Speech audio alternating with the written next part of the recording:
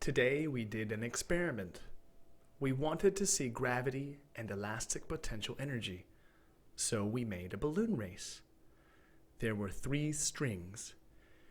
Each string had a balloon. Also, each string was at a different height. We wanted to test small balloons and big balloons, so we stretched the balloons with air. What balloon went down the fastest? That was our testable question. Let's start with my hypothesis. A hypothesis is a guess. I think that the biggest balloon on the highest string goes the fastest. We measured the hypothesis with a race. We pumped up and stretched the balloons. That is the elastic potential energy. Next, we moved the balloons to the top of the string. That is gravity's potential energy.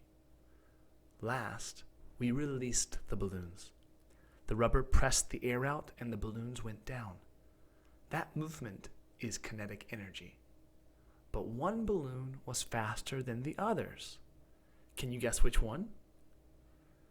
The experiment is the measurement, and the measurement was great fun. The fastest balloon was the winner. The fastest balloon had the most force because of 2 kinds of potential energy. And then the potential energies changed into kinetic energy. We finished the test, and now we know the fastest balloon. Do you want to know? Make the experiment, and let's see.